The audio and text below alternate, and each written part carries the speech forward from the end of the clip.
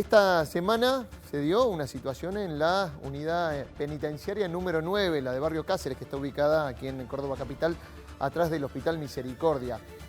Generalmente las cárceles son un hervidero y cada tanto hay alguna escapada, digamos, de la olla a presión, que son, ¿para qué? Para que cambie poco o nada la situación de profundidad, que en realidad debe cambiar. Las denuncias siempre son las mismas que escuchamos y lo veían ahí ustedes y lo escuchan generalmente cuando hacemos algún informe, cuando vamos a esos lugares a cubrir el hacinamiento, el maltrato, bueno, las condiciones en las que están quienes están privados de la libertad. El tema es el debate, ¿qué queremos hacer con las personas que están allí?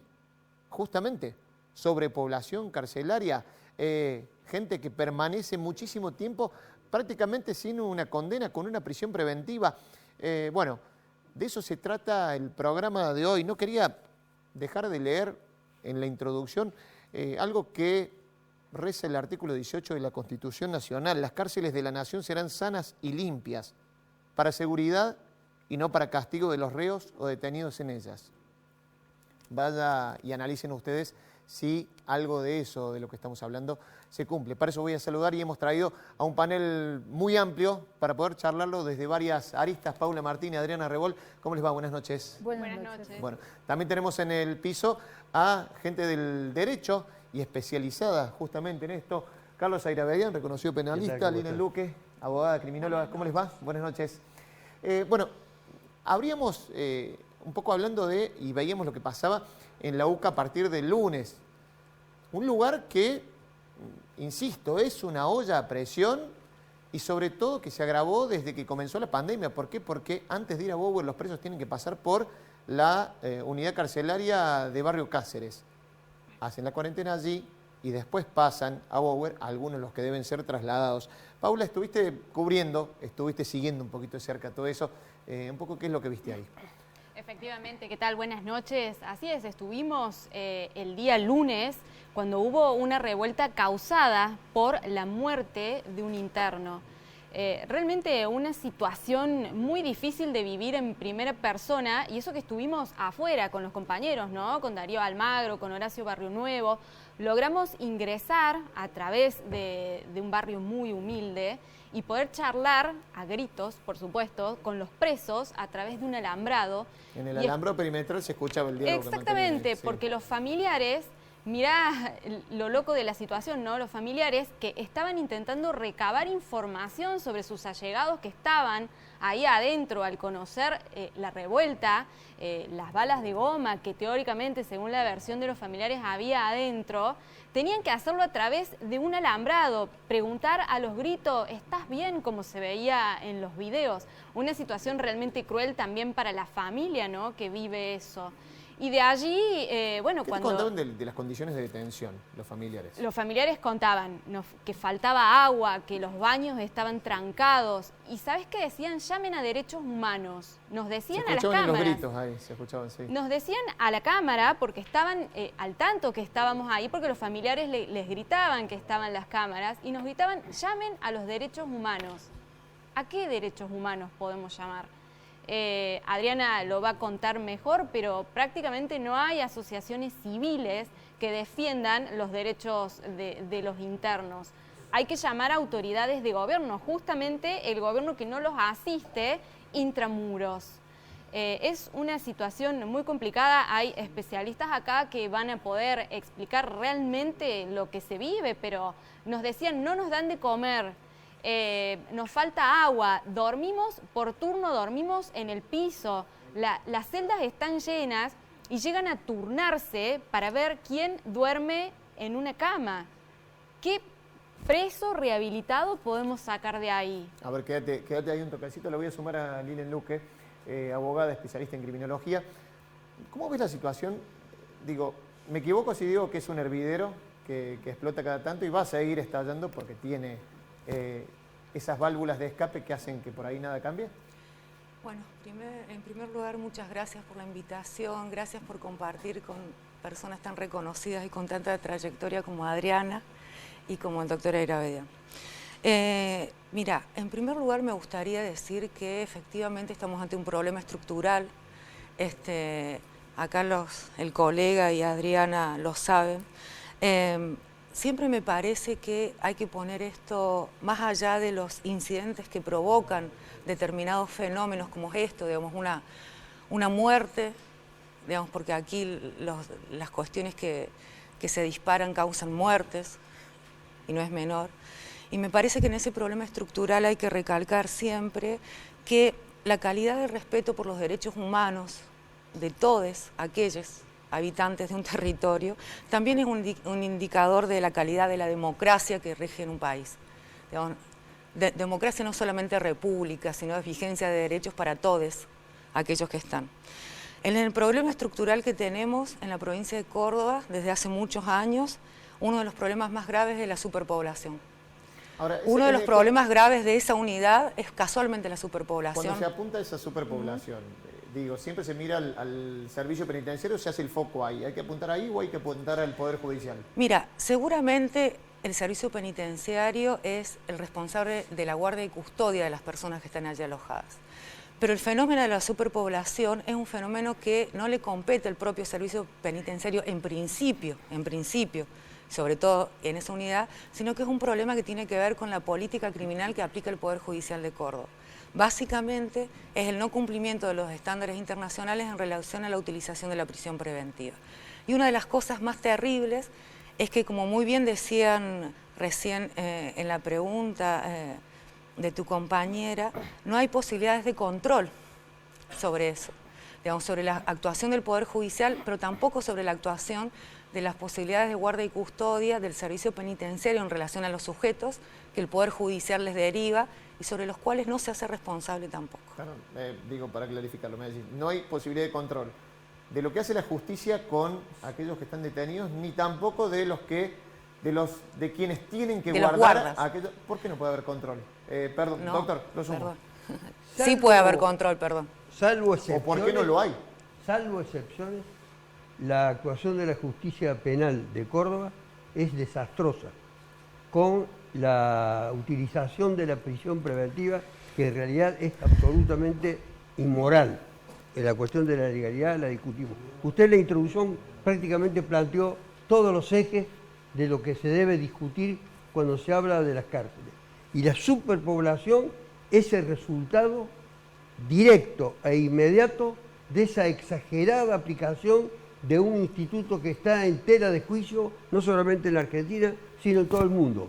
El de tener a una persona detenida sin condena, es decir, por largos periodos, sin que haya una sentencia definitiva e irrevocable, merced a la cual la persona puede permanecer, y esto es también discutido porque soy un crítico del sistema penitenciario. Las cárceles son verdaderamente un depósito infrahumano, así como están diseñadas, como están elaboradas y como están construidas.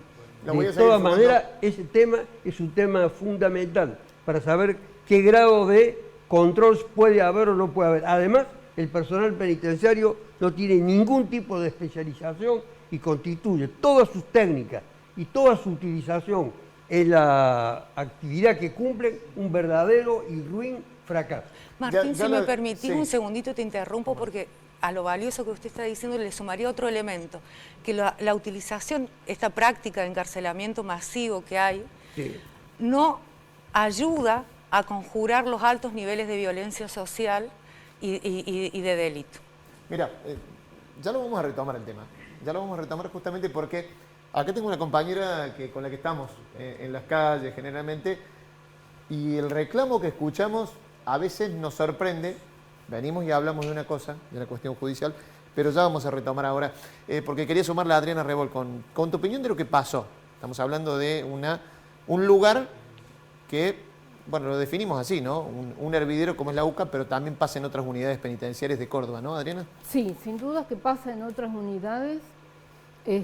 Yo creo que lo que pasó aquí es lo que pasa en otras unidades, que es el abandono de personas.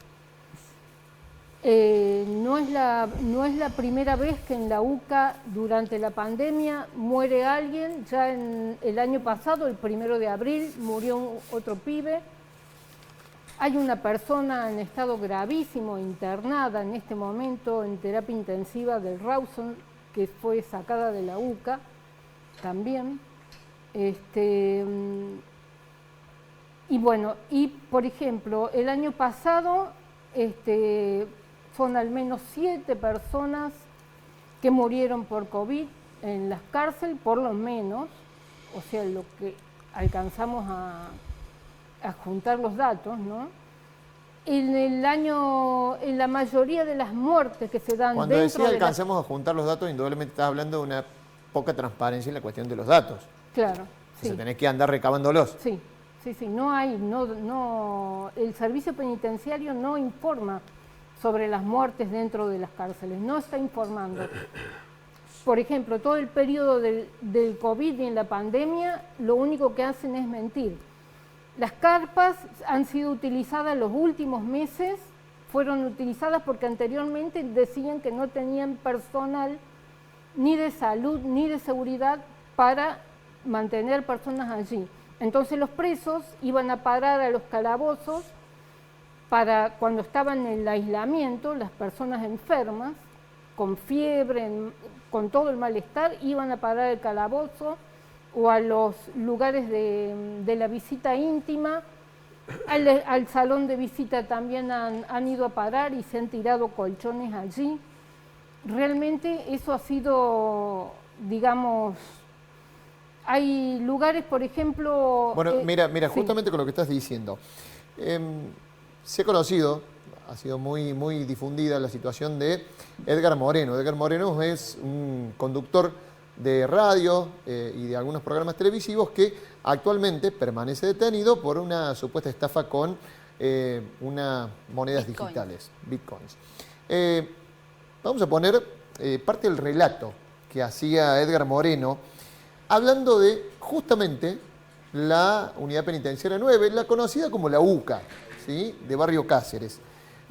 Dice, o va diciendo en ese relato, la UCA es un depósito de personas. Ahí sentís toda la presión del Estado, espacios fríos, llenos y vacíos al mismo tiempo, oscuros, fríos e impersonales. Los olores son una mezcla de limpio y sucio. La lavandina relaciona limpieza, una limpieza mezclada con humanidad, sudor, grasa, tufo. Es la conjunción de lo que te llega a lo más profundo de tu ser. La comida es solo para cumplir con la obligación de mantenerte vivo. Te olvidas de tus gustos, de tus pretensiones, de tu higiene. Es un retroceso a un estado salvaje, donde te alimentas como podés y con lo que hay. Me quedo con esa frasecita y también comparte lo que decían los abogados. En este lugar todos se olvidaron del principio de inocencia. Remarco esa frase, es un retroceso a un estado salvaje. Lo voy a sumar también a esta mesa a Adolfo Ruiz, periodista que también se especializó y justamente se especializa en esto. ¿Cómo andamos, Adolfo? ¿Qué tal? Buenas noches. Bueno, agradezco la invitación. ¿Cómo ves esto? ¿Qué ocurrió? Ya vamos a hablar de otras unidades carcelarias, pero estábamos hablando justamente de lo que pasa en la UCA. Y vos marcabas algo en estas notas que te he escuchado estos días. Un lugar que está diseñado para 200 personas, que tenga 700, claro, y ya de ahí partís mal. Estamos hablando de eso, de una cárcel que no es una cárcel, es una mega alcaidía, tengamos eso en cuenta, digamos. ¿Qué diferencia entre una alcaidía y una cárcel? Que una cárcel se supone que es para un tratamiento penitenciario donde entra la gente condenada y ya puede hacer algún tratamiento en base a la laborterapia o a la educación. Pero una alcaidía es simplemente un lugar de paso, pretendidamente, donde un interno, una persona es detenida, todavía ni siquiera está procesada ni nada, y está de paso para ser derivado a otros lados. El problema es que como todas las cárceles están hacinadas, como bien lo han dicho las personas que han opinado antes que yo, en la UCA, que estaba pensada para ser un lugar de paso para a lo sumo 300 personas, se ha llegado a tener población de 850 internos, ¿sí? Donde deberían entrar 300, entran 850. Cuando fue la explosión del martes, había exactamente 729. Hoy hay 619. El mismo día de la explosión hubo 20 traslados, 20 capeos, que le llaman en la jerga carcelaria, que muchos sabrán de qué se trata, pero otros no. El capeo significa que se entran en tu celda a la fuerza, te ponen una capucha, te esposan y a la miércoles te llevan y bueno, saber a dónde, y en ese viaje, en ese trayecto, muy bien no te van a tratar. Alguna de la gente que está viendo dirá, bueno, se lo merecen. Eso es opinión aparte, yo no vengo a opinar sobre eso. pero se hicieron 20 capeos el mismo día y hoy se han trasladado aproximadamente 80 internos más, se aprovechó el feriado, con lo cual, voy a decir, se bajó a 619. ¡Qué alivio! 619 donde debería haber 300, ¿sí? Y en esa cárcel, o en esa mega alcaidía, llegó a haber 850 personas, incluso mujeres embarazadas de 7 meses de embarazo, que está prohibido, entrando a la alcaidía. Personas con heridas graves, también admitidas ahí cuando había una orden estricta, tanto de la justicia como del Ministerio de Justicia, de que no se podían recibir a personas heridas y sin embargo ingresan, porque después viene una contraorden, ¿sí? Entonces, todo se está haciendo mal ahí, y mucho tiene que ver lo que dice Lilan, en el sentido de que la justicia deriva personas ahí a un depósito sin saber qué pasa ahí, qué capacidad hay, qué tratamiento hay, qué están pasando con esas personas. Ha habido gente que ha llegado a cumplir su condena en la UCA, cumplir la condena entera, 6 meses, claro. Que son derivadas ahí, y como la justicia nunca resolvió, no mandó el oficio, se perdió, llegó un día errado, se comió toda la condena amontonada ahí. Entonces, te das cuenta el sinsentido que está pasando. Y un dato más, a la UCA van derivadas personas de toda la provincia, de toda la geografía provincial. Me contaba un penitenciario que un interno de Huinca-Renancó fue llevado ahí a la UCA, permaneció más de 2 meses, no tenía un centavo, el tipo estaba, qué sé yo, en cualquiera, le dan la libertad porque el tipo no tenía nada que ver con el hecho que se le imputaba, y lo liberan un viernes a las 9 de la noche, un viernes de invierno, 9 de la noche, señor, es libre. Cruzás la vereda y ya nadie más sabe de vos. ¿Ese tipo qué hizo? Esa es la cárcel y ese es el servicio penitenciario. No hace falta que lo digas. Sí. Ese es el servicio judicial que estamos teniendo. Entonces, mucha gente te dice, bueno, maestro, ¿qué me importan los presos? Hay un montón, los chicos no van a la escuela, no hay comida, los chicos se van a otro país. ¿A quién le interesa esto? Y eso tiene que ver también con lo que dice Lilan, porque los niveles de violencia que hay en la sociedad y de delito no se están resolviendo, al contrario, se están agravando. Y este mecanismo no sirve para nada. Cuesta horrores, sale muchísima plata, causa enorme dolor y lo único que hace es reproducir el monstruo. Entonces, es hora de que paremos la pelota y nos pongamos a pensar si sirven para algo estas cárceles, y si no, hagamos otra cosa, busquemos otra forma y empecemos a que cada uno, en todo el mecanismo, justicia, servicio penitenciario, la política, cumplan su rol.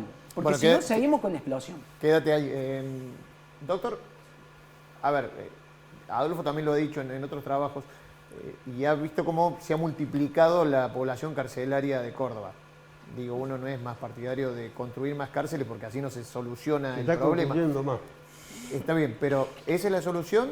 No, al contrario. Bien. Obedece a un plan sistemático ahora, ¿por qué, de represión del que es responsable el Estado provincial, el Estado nacional también, el Estado provincial y la justicia en forma directa e intransferible la responsabilidad que tiene. Y el uso, le vuelvo a decir, porque allí está el eje de la cuestión, de la prisión preventiva, quiere responder a ciertas demandas, dicen, sociales, de la indiferencia, casi el desprecio que hay para con los presos.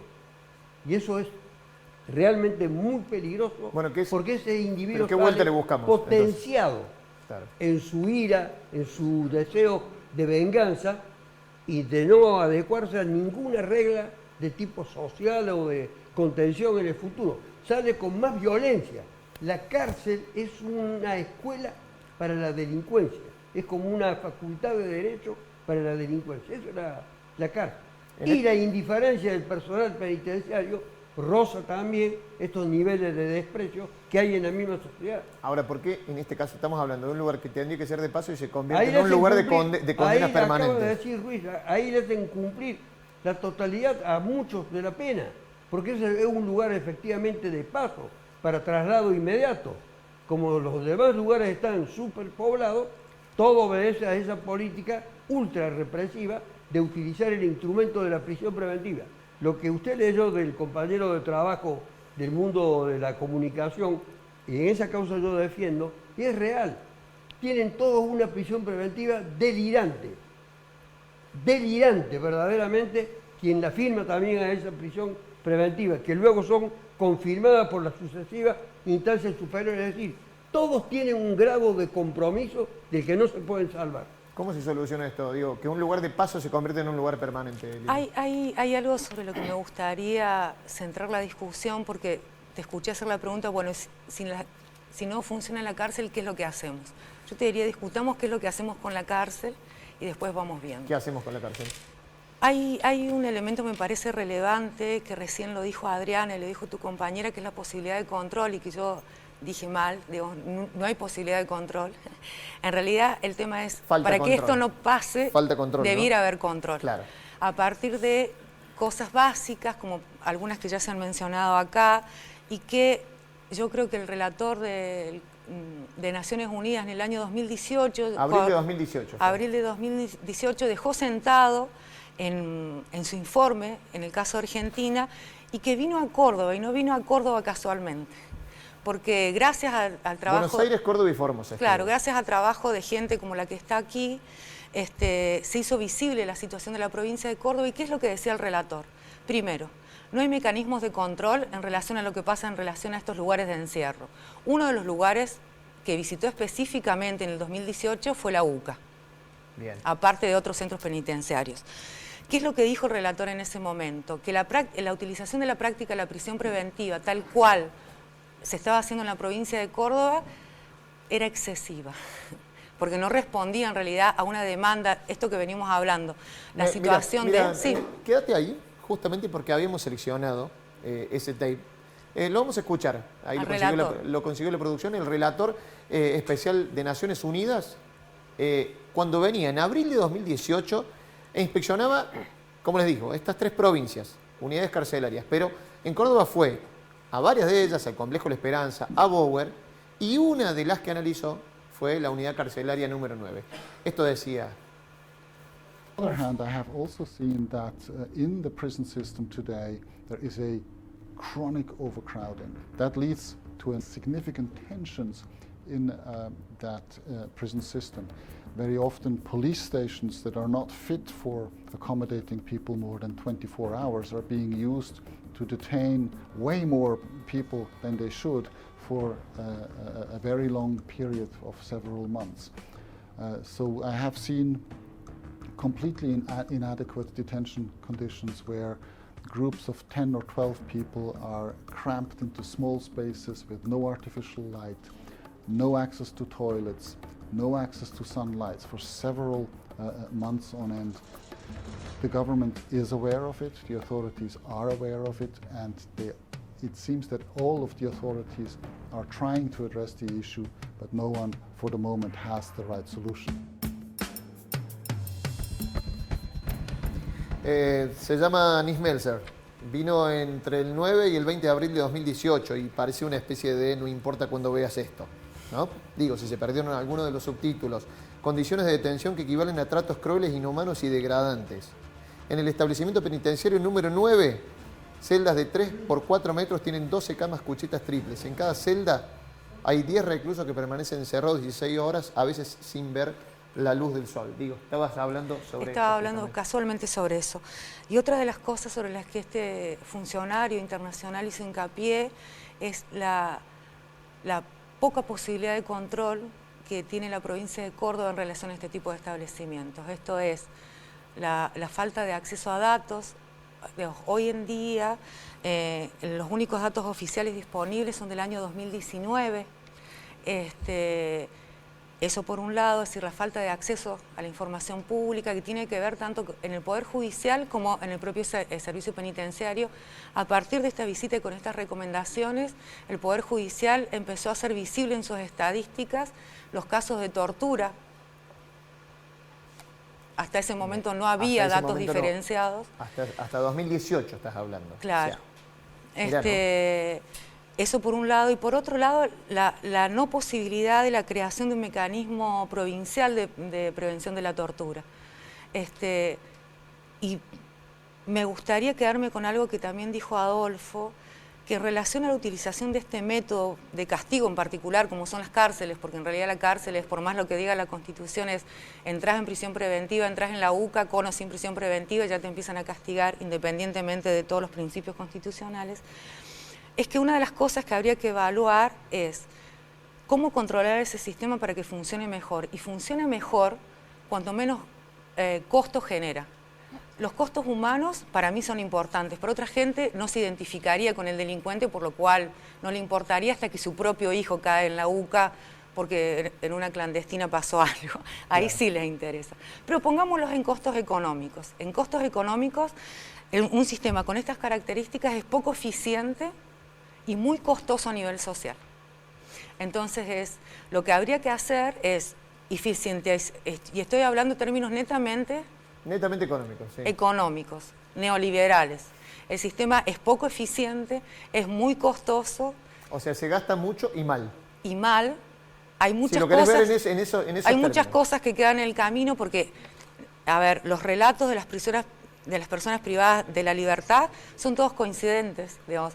Las condiciones de vida equivalen a tratos crueles, inhumanos y degradantes, cuando no a tortura. Bueno, justamente, hace un par de meses se filtró un video firmado y filtrado aparentemente por misma gente del servicio penitenciario, Paula, digamos. Efectivamente, hace un par de meses tomábamos contacto, veíamos estos videos, hacíamos nota con Adriana justamente por estas camas de sujeción, métodos de tortura que la sociedad en general creo que no sabe que existen. Mira, lo vamos a ir ilustrando lo que decís, justamente con el video que estaba. Hemos preservado la identidad de las personas que salen en ese video, pero para que vean un poco, son videos públicos, estaban subidos a la red, pero impacta y mucho, y llama mucho la atención que esto esté pasando en las cárceles de Córdoba.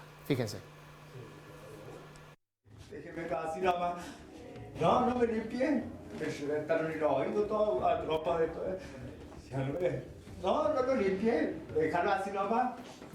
Déjalo así nomás. Mi madre no me lleva a los tribunales. Yo madre no voy a hacer. Déjalo así nomás. Yo estoy en potencia, ¿eh? ¿Puedo decir que eso queda grabado? ¿Esto lo está grabando esto? No. ¿No lo está grabando? No. Bueno, no te agarramos porque yo voy a ir al tribunal cuando me lleven. Si no lo grabas, lo voy a decir yo, acuérdate que te digo. Yo soy un ser humano con derecho ahora. Yo soy un ser humano que tiene derecho. Yo los voy a dejar llegar en casa. Ya van a ver. Claro que lo que ustedes quieren, si yo no los molesto a ustedes. Yo no te quiero causar problemas, pero lo van a tener los problemas. Yo no perdí mis derechos todavía. Usted está para que la gente acá salga capacitada, no para que salgan con más rebeldes. Y mira el palazo que tengo. No sé por qué me está diciendo que yo ya voy a ver lo que vas a hacer, no sé si vas a pedir a mi familia, no sé si... No, voy a dirigirme como corresponde por la justicia, Tribunal de Derechos Humanos. Voy a ir. Yo no tengo por qué agredir a nadie. Péguenme con la mano desatada, si la esposa, por lo menos para que yo me pueda defender. Si son 3, 4 monos los que me están trayendo. ¿Quieres armar? ¿Por qué no me saques? ¿Quieres un arma? No, está bien, no quiero armar. ¿Vos decís que estás grabando? ¿Vos decís que estás grabando?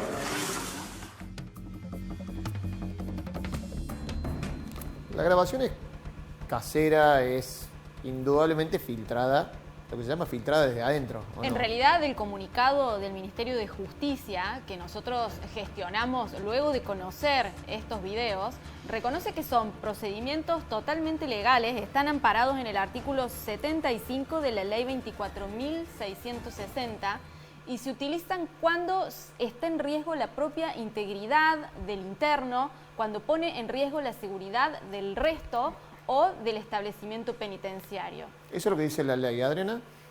Eso es lo que dice la letra de la Sí, ley. yo lo que creo es que ninguna ley puede avalar la tortura. Nada avala la tortura. Entonces no es válido que una ley avale la tortura. En varios de los comunicados que ustedes han sacado, digo, piden, y esto se pide desde hace tiempo, la abolición de la cama de sujeción o la abolición de las celdas de aislamiento. Digo, esto se conoce, pero digo, ¿tiene un aval legal realmente? Digo, Adolfo. No, perdón, este video que acabo de mostrar, sí, a nosotros nos conmueve, nosotros decimos no puede ser. Esto no le interesa a nadie.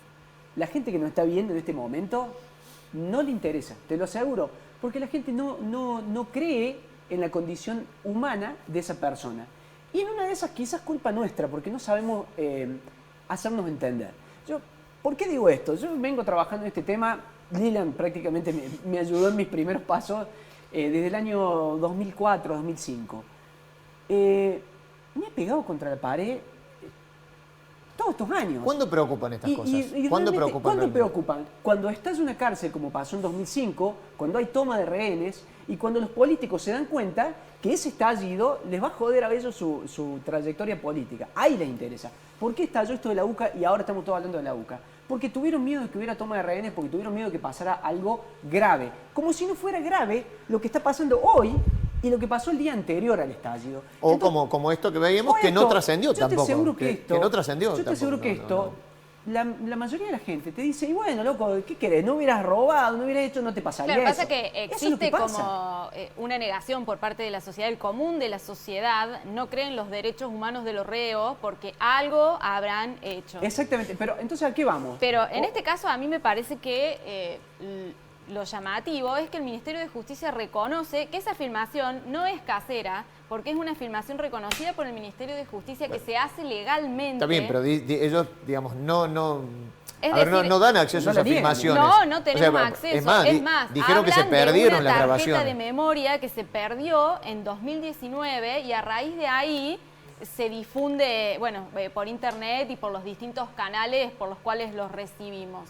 Justo Pero se es fue a perder algo- una tarjeta de memoria. Justo se fue a perder una Lo que tarjeta pasa de es que, memoria, a ver, pero son la debidamente La explicación que filmados. dan, parándose en el artículo 75, por ahí me corregirán los doctores, existe, pero eso tiene una razón de ser. Cuando un interno está en que es un ataque de ansiedad o algo así, y le hace una sujeción como pasa con cualquier paciente psiquiátrico, tiene lógica. Pasa que el servicio penitenciario se agarra de esa pequeña endija que le da una medida que puede tener en casos hiperexcepcionales alguna lógica para utilizarla como un mecanismo de disciplinamiento y de tortura, que es lo que viene sucediendo. Y no es la primera vez que salta esto. En el año, no me acuerdo bien el año, pero ha sido año 2014 aproximadamente, vino el fiscal Córdoba y detectó y encontró camastros de sujeción, ya no con las vendas como estaban esos que vimos ahí, sino con cadenas. Algo que sucede y que sigue sucediendo en las cárceles. Y no pasó nada. ¿Se entiende? Sí, es decir, cambiaron las cadenas por abrojos, en este caso. Bien, una Claro. evolución, pero Claro. acá estamos. Y acá estaremos de acá 5 años y de acá 10 años discutiendo lo mismo. Entonces, me da la sensación que no estamos sabiendo transmitir y me da la sensación de que no le interesa a nadie, al gobierno no le interesa. Y cualquier medida en favor de darle un poquito más de humanidad al sistema completo, tanto en lo judicial como en lo penitenciario, es piantavotos. Entonces, tenemos en el propio problema está el germen de su perpetuidad. Adriana, ¿no le interesa a nadie? Yo creo que Digo, vos venís militando el tema hace años. sí. Venís militando. En realidad a la mayoría de la sociedad no le interesa y avala, pero ¿por qué? Porque nos han convencido de alguna manera que los más pobres son los responsables de todas nuestras inseguridades, de la inseguridad que pasa por allí. Entonces se justifica que para yo sentirme segura ellos estén encerrados por más que suceda lo que suceda. Porque las condiciones socioeconómicas de las personas que están encerradas generalmente son las personas pobres. Son las más pobres, sin duda, generalmente no, sin duda son así. De todos modos, debería asumirse que una persona que entra porque ha cometido un hecho de violencia sale más violenta aún a reinsertarse en la sociedad, digamos, que termina siendo un peligro para la misma ciudadanía que reclama que así deben ser tratados. Bueno, lo decía Lina recién, ¿no? Digamos, se invierte y mal. Digamos, Y lo que dijo- miralo en términos economicistas. Y lo nomás, que dijo o el sea, doctor también, sí, o sea, sí. una escuela de mayor delincuencia. Entonces, en definitiva, nos estamos haciendo daño con esto. O sea, estamos volviendo más violentos a los que nos agreden, en el caso de que sean ellos realmente los únicos que nos agreden.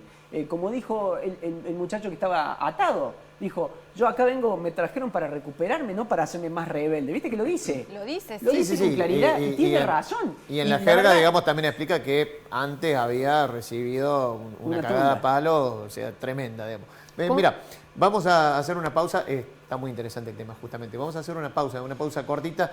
En Redacción Abierta ya venimos con el segundo bloque. Seguimos hablando de la situación de las cárceles en Córdoba. Esta semana también volvió a ponerse sobre el tapete, además de esto que estamos hablando, las estafas telefónicas, los celulares adentro de la cárcel. En un ratito venimos y también lo comentamos.